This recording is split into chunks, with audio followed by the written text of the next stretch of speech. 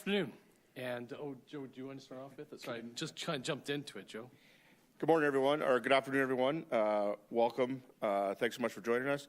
The Minister will have a brief statement, then we'll take questions from the room, and then we'll take questions from online, and we'll go from there. So, Minister, take it away. Thanks, Joe. And good afternoon, everyone, and thank you all for being here today. I'm pleased today to share details about a proposed Alberta Police Service that, if implemented, would put more frontline police officers in rural and remote communities. I'm often asked why the government is looking at the idea of a provincial police service, and the answer is simple. We have a duty as Alberta's government to consider whether new and innovative approaches to policing can make our community safer for everyone in the province, no matter where they live. The deployment model that we're announcing today shows how an Alberta Police Service could do just that by bringing police officers and mental health and addiction specialists closer to the communities they serve. This is a model which addresses the realities of policing in the wide open and remote spaces in many parts of our province. It has practical ideas which would put more boots on the ground and reduce response times in rural Alberta. And I'll give you an example. Community detachments serving smaller municipalities and rural areas would have a guaranteed minimum of 10 police officers under the Alberta Police Service model. Community detachments would also have civilian mental health and addiction specialists available to provide support to frontline response. Now, contrast that with the status quo, which leaves some detachments with as few as 3 officers. And this would result in 275 frontline police officers being added to the smallest 42 detachments in Alberta. The model also recognizes the needs of larger communities and proposes a network of between 20 and 30 service hubs. These detachments would have between 48 and 192 officers policing their community, as well as a range of specialist services. The larger size and more diverse range of services available at hub detachments is also meant to support nearby community detachments. For example, if a community detachment needs more specialized mental health and addiction support during a service call, they could be referred to a service hub in a town not far away. Under this model, specialized investigative functions and services like tactical teams and investigative units that are often based in a large urban center would be spread throughout the province at service hubs. And this would help to reduce response times during major incidents happening in rural and remote areas. Alberta's government believes that policing is better when it's done locally for First Nations. That often means a self-administered police service. And that's why a few short weeks ago, I was honored to sign an MOU with the Siksika Nation to work towards reestablishing their own self-administered police service.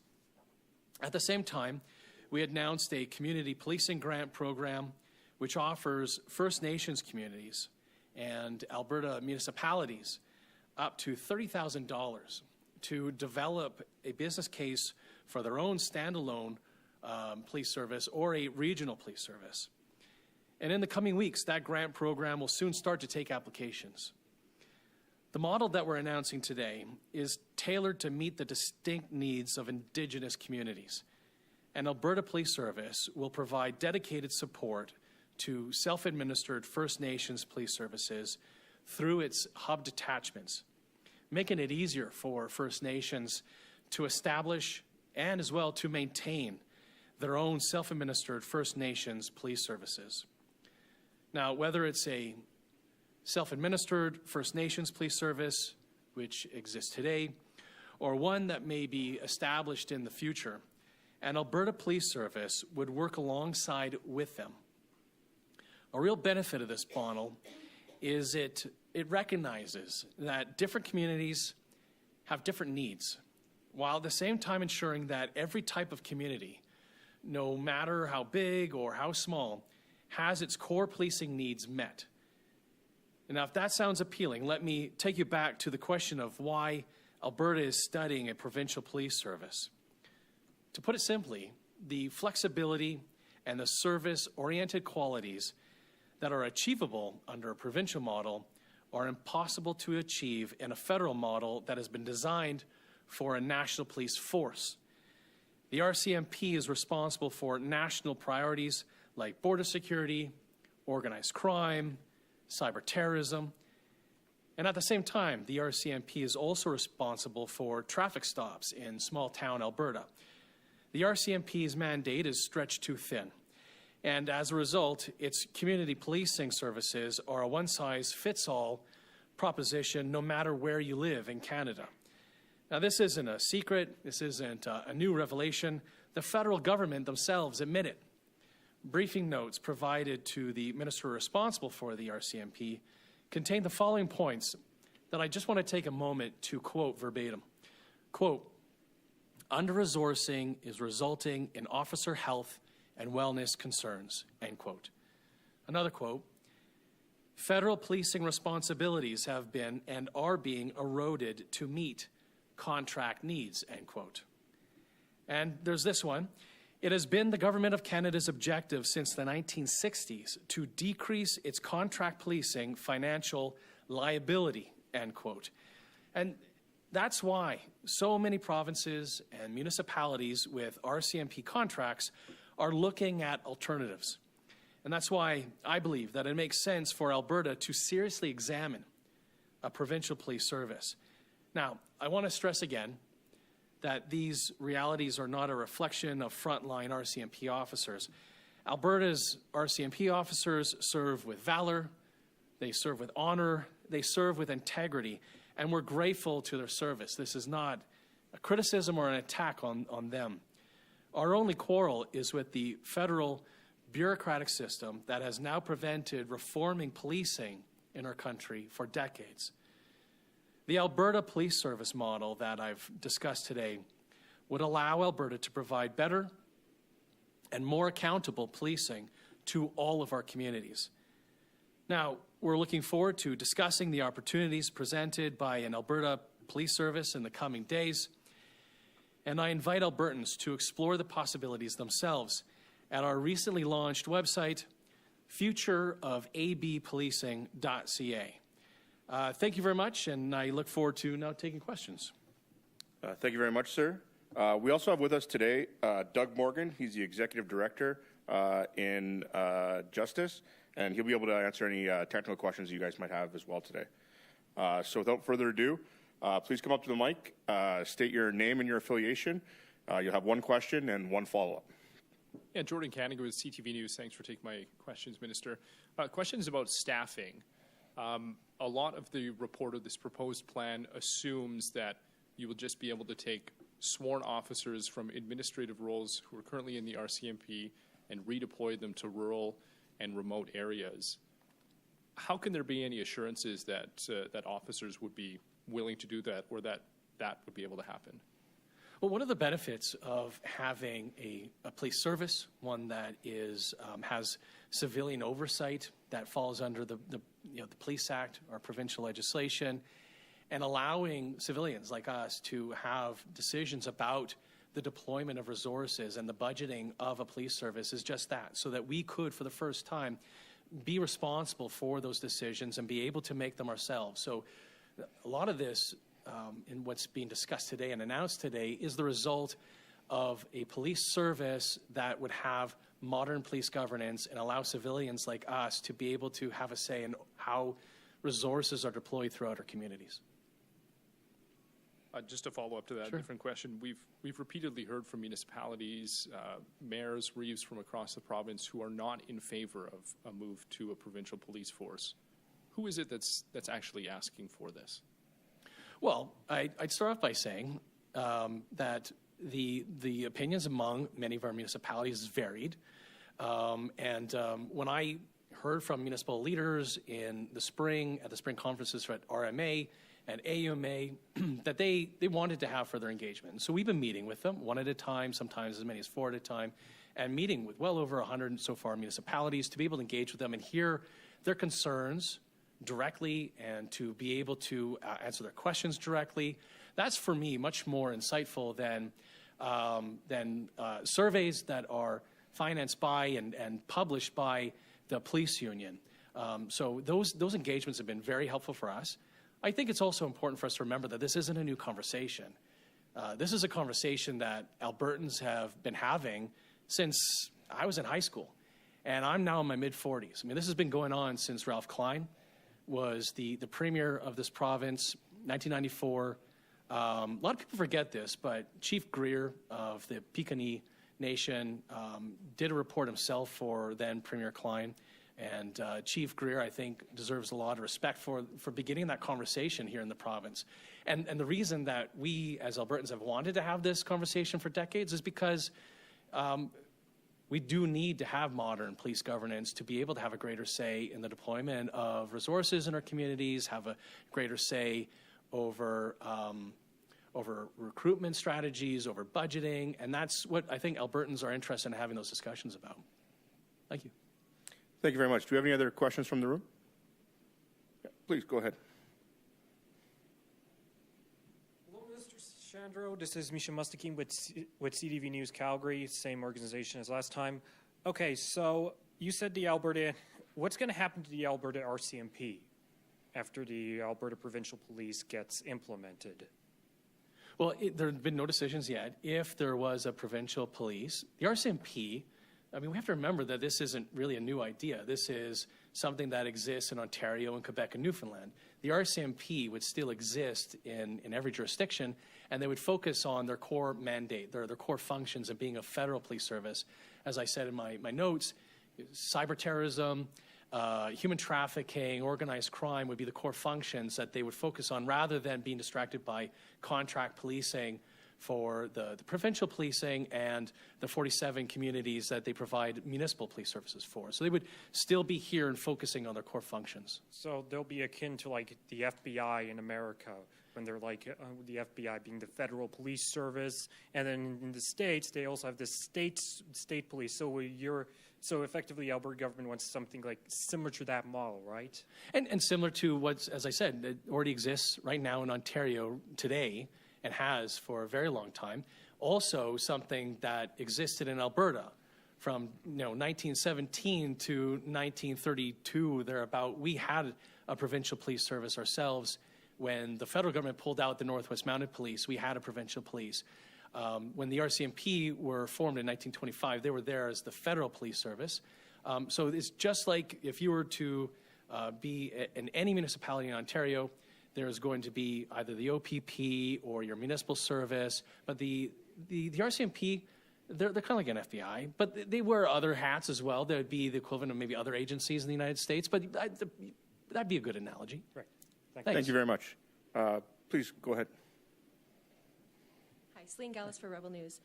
Just wondering if the cost of this implementation has, if you're willing to come to light on that, or... Come to light? Well, I have some thoughts on this debate about costs, and quite frankly, I think that it's a red herring. And let me tell you why. The police union recently came to a collective agreement, and this was done unilaterally, without us as a province, without our municipalities. It was done unilaterally.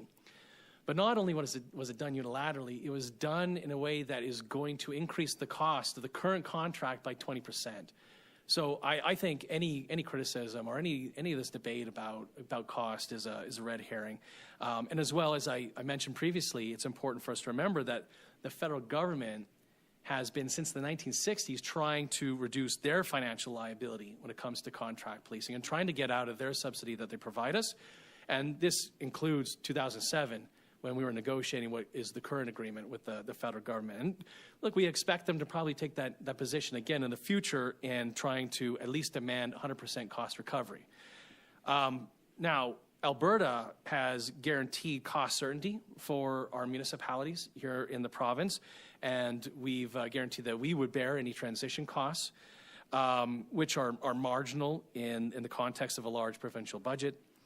But perhaps the biggest point that I'd really like to drive home for all Albertans is this.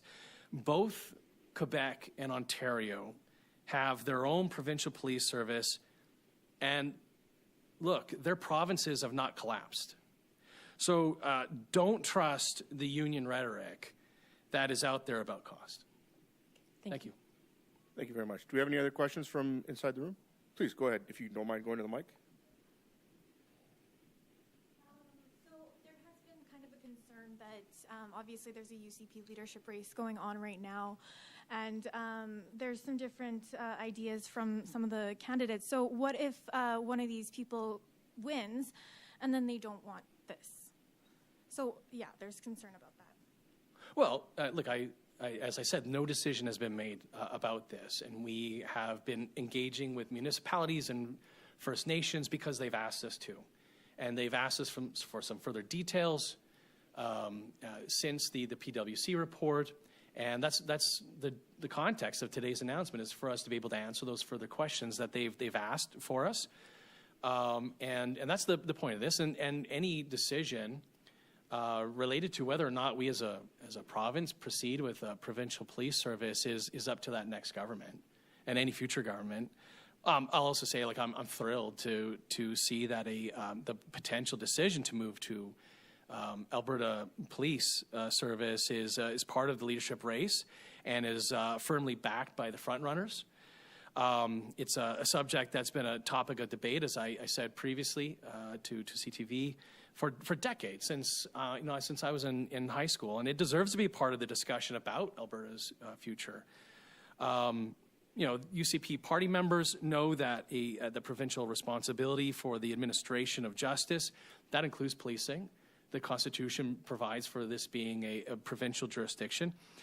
Successive governments have or previous governments, I should say, have abdicated that responsibility by leaving community policing in the hands of the federal government, contracting it out to the federal government, taking back this provincial jurisdiction and providing better and higher quality services, especially for rural Albertans who have been ravaged by crime, who have been affected by the federal government's decisions on redesigning bail in 2019, has rightfully animated a lot of UCP members.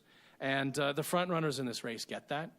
Our government has been, as well, criticized for, quote, sending letters to Ottawa, but not taking action. Now, I disagree with that critique, but anybody who is interested in, there is one letter that would be different from all the others, and that would be the letter that gives notice to Ottawa that Alberta is taking back responsibility for policing. Thank you. One more question from inside the room. That's all right. That's all right. Just to follow up on that, I'm wondering about, I understand this is a proposal right now, but if we were to go ahead, what is the timeline for that? What does it look like? First you send the letter, and then, is there a number of years where there's a transition period? Yeah, it's a great question. It's actually contemplated in the current agreement with the federal government. So it provides for 2 years. Right now, there is a jurisdiction in BC that's now transitioning to a municipal service. And so what would happen is a provincial police service would be stood up. There would be a period of time when there would be a joint command structure, which is, by the way, not new in Canada. There are a lot of times in which you need more than one service to be working alongside with another, and you have joint command.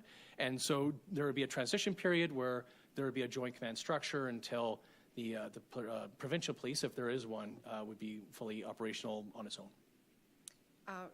Just a quick follow-up, if I can. I noticed this is, the literature all talks about the backbone of this really being those rural detachments, which could go from as little as 3 to 10. When we say that they currently have 3 RCMP officers, do we mean 3 in the entire detachment for 7 days a week, or do we mean 3 on duty? It's 3 in the entire detachment, but maybe I'll give Doug an opportunity to speak to this. All right, Doug? Doug? There will be times where there is literally 1 officer on duty and 2 who are off shift. Doug, do you want to speak to this at all? Thank you. So a detachment would have certain positions assigned to it. So if they have, let's say, 3 or 4 what they call RCP members, which is police officers, then those are assigned, and the detachment has certain areas of service that it provides. Right now, there's obviously civilian staff that work out of there as well. But there's adjacent RCMP detachments. So the RCMP is obviously not going to leave a call for service unanswered. If somebody has a 911 call and they have an immediate need of life safety needs, they would dispatch officers from nearby detachments if that detachment that only has 3 members, let's say, for instance, someone's off sick or something like that. So obviously the RCMP manage that, but there is a time lag, obviously, that comes from when the call comes in and a neighboring detachment needs to dispatch somebody who's available and nearby to come arrive. When you grow the detachment to 10 members, they now have that integral ability, so they don't have to rely on these cover-offs as much because they have more resourcing available for them as well. But obviously, when there's a call that comes in, the job of every police service is to ensure that life safety needs are met and public safety needs are met, including under the current arrangement. Okay, thank you. Thanks so much, Doug. Operator, please go ahead, sir. And just maybe some further context to an answer to your question. And, you know, this is also about, I think this model is about focusing more on being proactive rather than reactive. So instead of just waiting for the 911 calls, also having a true community policing model that is similar to the ones we have in our municipal services that have a municipal police service. Thank you. Excellent. Thank you, sir. Operator, can you please put through the first caller? The first question is from Tyler Dawson, National Post. Please go ahead. Hey, I just wanted to ask you, like, how committed to this are you guys? Like, the website that you set up says that it's sort of a matter of if not when. You put money and effort into these reports and announcements and op-eds. Like, but what is actually going on here? Like, give me a number between 1 and 10, I guess, on how committed you guys are to this idea.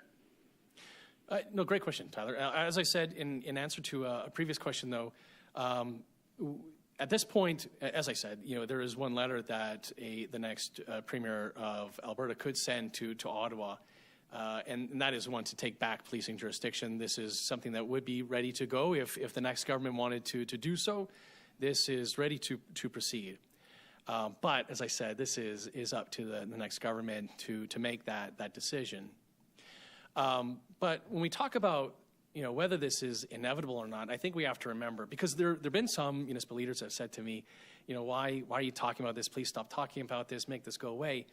But it isn't, and it's not even a partisan issue. If we look next door to BC, there's an all-party committee of Greens and Liberals and NDP who have come up with a joint report to recommend getting out of contract policing. Saskatchewan, New Brunswick, PEI, Nova Scotia, every jurisdiction other than Manitoba who does contract policing is looking at getting out of it. And that includes, as I mentioned in my remarks, the federal government. That, Public Safety Canada is saying that they've been trying to get out of contract policing for the RCMP since the 60s. And they're starting negotiation for this last agreement, which started in 2007, started off by demanding 100% cost recovery, kind of sending the signals even back then, before this current agreement, that they wanted to put the gears of the provinces and get out of contract policing. And policing is a profession that has gone through a lot of change over the last 5 years. And communities are demanding modern police governance. They're demanding for policing to be community policing. And a lot of those demands, a lot of this change of the profession is quite frankly going to lead us to having more modernized police governance and services in our communities. And so, with every province having these conversations, even if we were to stop this conversation, it doesn't mean it ends necessarily here in Alberta. Thank you, Tyler. Do you have a follow-up? No, I'm good, thanks. Thank you so much. Operator, please put through the next caller. The next question is from Alex McQuaig, Western producer. Please go ahead. Yeah, thanks for taking my call. Will municipalities have to pay more than they already do for the same services for a provincial police service? Sorry, what was the question? Yeah, you may have to repeat that. Sorry, your could question you was a please little bit repeat that? Will municipalities I'm not sure the funding model, but will municipalities are they going to be expected to pay more than they already do for contract services to receive the same services than they already do? Good question. No. We've made it clear to municipalities, and that's quite frankly the biggest concern when I've met with municipalities, and they've been wanting to discuss this. The biggest concern that municipalities have is they're worried about is are you just going to download costs onto us? In 2019, there was a new model for how policing is funded in the province. We've made a commitment to municipalities that if there is a transition to provincial police, that this will not result in costs being downloaded onto those municipalities. Thank you. Thank you. Is there a follow-up? Yeah, so under the current funding model, you've got communities such as Redcliffe and Cooldale who are currently paying 100% of contract services. Will they continue to have to do that with a provincial police service? Well, Coaldale is a special situation that and it's really been helpful for me to meet with their council and speak to their MLA, Grant Hunter, for us to find an alternative under the current agreement with the RCMP, to be able to find an alternative where they don't have to be encumbered by that 100% cost recovery by the federal government, I think, incorrectly determining them to be a new entrant. So that's a separate situation. But for our communities, whether they are, they currently have an MPSA, this municipal police service agreement with the federal government, or whether they fall under the provincial policing model, that this will not have increased costs on those municipalities.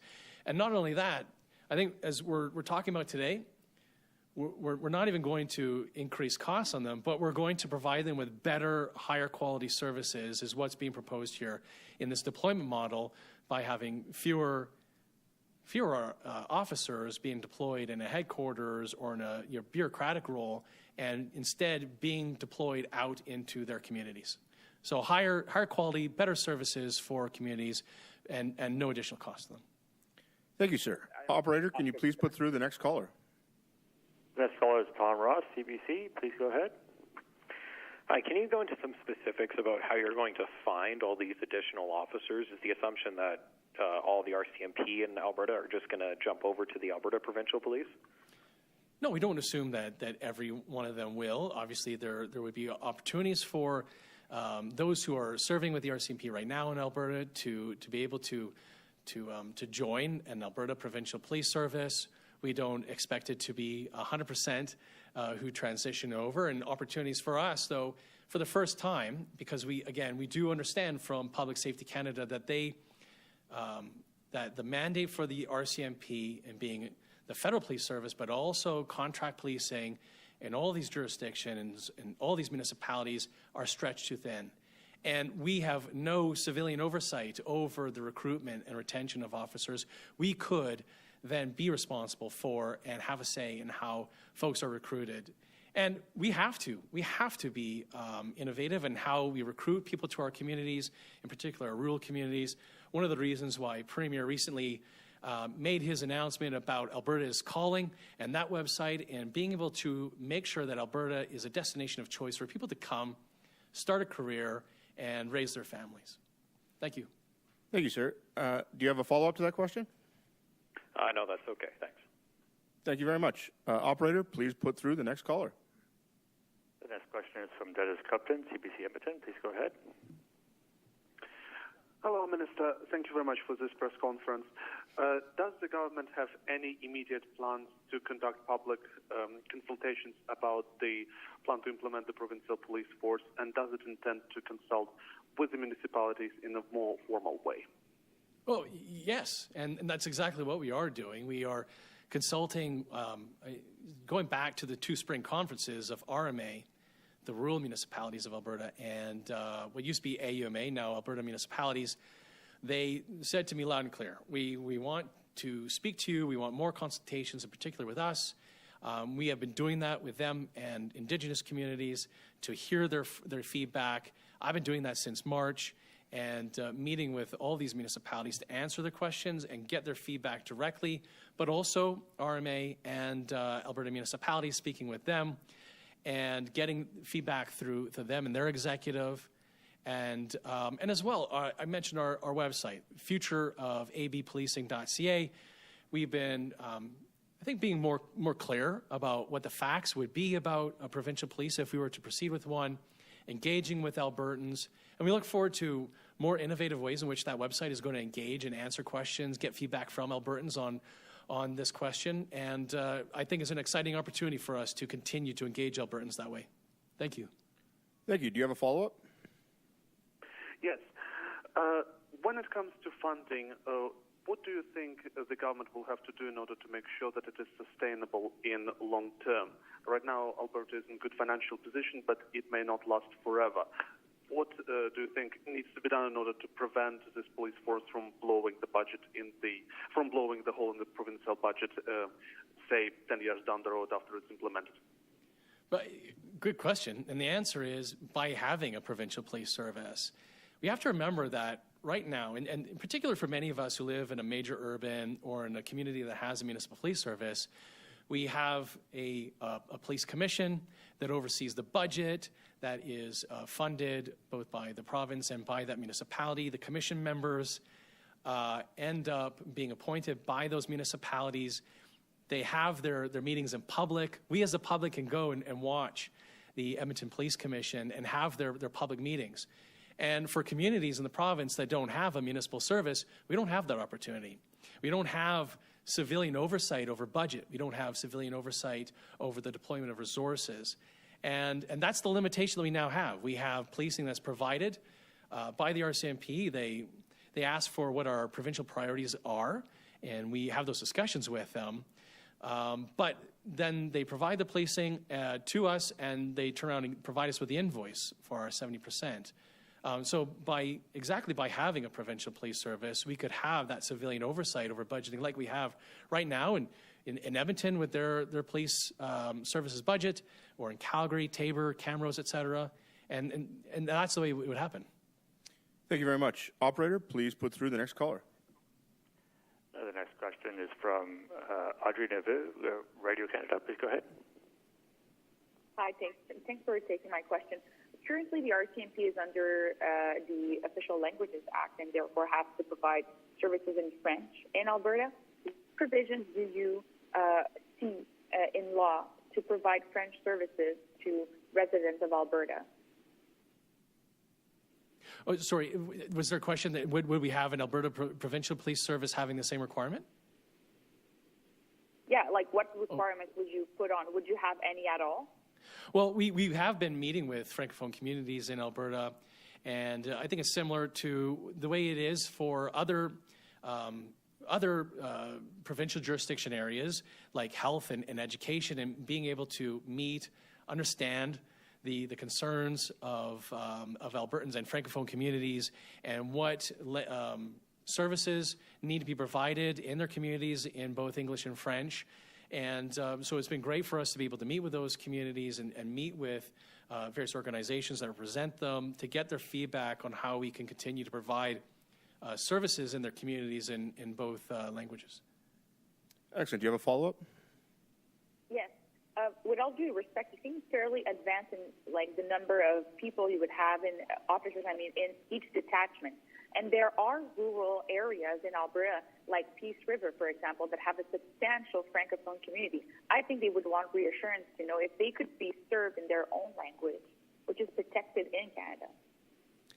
And that's been the great opportunity we've had in engaging with those Francophone communities and the organizations that represent those communities, so we can understand what services need to be provided for them. And so I think it's been a great opportunity for us to engage with them and hear from them to understand what they would be looking for in their communities. Thank you very much. Operator, please put through the last call. The next question is from Ashley Joanna, Postmedia Edmonton. Please go ahead. Hi, Minister.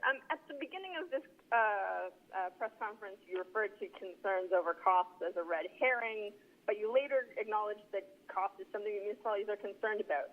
If Alberta was to move to a provincial police force, the province would lose out on about $200 million that it gets annually from the federal government. Are you able to provide an answer for Albertans as to how the province would make up that money? That's a great question. So first of all, if we did proceed with the provincial police service and the federal government decides to no longer provide with a subsidy, I think we have to remember, and I've made this comment a couple times today, but we have to remember the federal government has wanted out of that liability since the 1960s. And the opportunity in continuing to receive that subsidy, quite frankly, has a shelf life. The federal government tried to get out of it before 2012, before this current agreement, back when we started negotiating in 2007. They've indicated in every way possible that they want out of that liability, they want out of that subsidy. I think they're going to be demanding in any future agreement. This current one ends in 2032. And I think we as provinces can expect that the federal government will be demanding 100% cost recovery. So we as provinces have to contemplate that this has a shelf life for us as provinces. But the reason I called it a red herring is because right now we have no civilian oversight over budgeting as it is right now. And we have to remember that for those who want to debate the cost of a provincial police service and whether or not there's going to be a subsidy, we have to remember that the federal government unilaterally, without us and without our municipalities, negotiated a collective bargaining agreement with the union that increased, without us having any say in it, the cost of this current contract by 20%. So by having that civilian oversight over budgeting, by having modern police governance, we would then be able to proceed in setting budgets and making sure that police servicing in this province would be sustainable. Thank you. Do you have a follow-up? Yeah, when it comes to giving the province more control over setting budgets, this has been a government that has been very focused on keeping costs low. Do you see a scenario in the future where the Alberta government would be pushing for a reduction in salaries for police officers compared to what they get currently with the RCMP? No, and I think that's important as well for us to remember that when we're setting the budget for policing in our province, and this comes down to why we made this announcement today. We were meeting with municipalities and hearing from them. They had concerns. Are you going to be closing our detachments? Are you going to be reducing the number of police officers in each of our detachments? The reason we're announcing this today is to be able to show them not only are we making a commitment to you that this would not increase costs in your community, but for the same amount of money that a community is contributing to their policing, we can provide more services and higher quality services for that amount of money in their communities, in particular for those communities that are rural and remote. Thank you. Thank you. My apologies, sir. We do have one last question online. Yeah. So, operator, please put through our definitely our last caller. The next question is from Catherine Gipkowski, Alberta Today. Please go ahead. Hi, thanks for taking my question. So within this hub model, there are several different places where things like dogs or forensic labs fall in, but I don't see where the training centers are. So can you explain how training would work under this model? So this is about the deployment model. This isn't about training. We know that there is already training that's already being done in our province for the current and existing municipal police services, so Calgary and Edmonton. At Lethbridge College, they just had their first class graduate that was hosted by Tabor.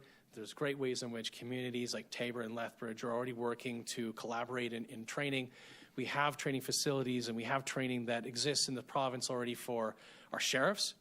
And so if this is a situation that where we do proceed with a provincial police, whether there would need it to be any new locations for training or whether we would need any facilities, that would be determined at a later date. And how many new locations, we don't know. And those would be conversations we would have to have with those communities and those municipalities to be able to make those decisions. So we definitely do want to leave that conversation and being flexible. Thank you, Catherine. Catherine, do you have a follow-up? Yeah, to go back to Tyler Dawson's question on the fact that you say no decision has been made, it'll be up to the next government. The website that you directed us to says it's a matter of if but when, not if but when. And why do I say that? Put this question, why not put this question to a referendum then in the next general election? Well, if and how a future government decides to proceed is up to that future government. If they decide to proceed with the referendum, that's up to them. But again, the reason that it says it's not a matter of if, but when, is because we see every jurisdiction other than Manitoba having this conversation. It's a nonpartisan one. This is a conversation where the Greens and the NDP and the Liberals in BC agree, and a report from a joint committee is recommending getting out of contract policing.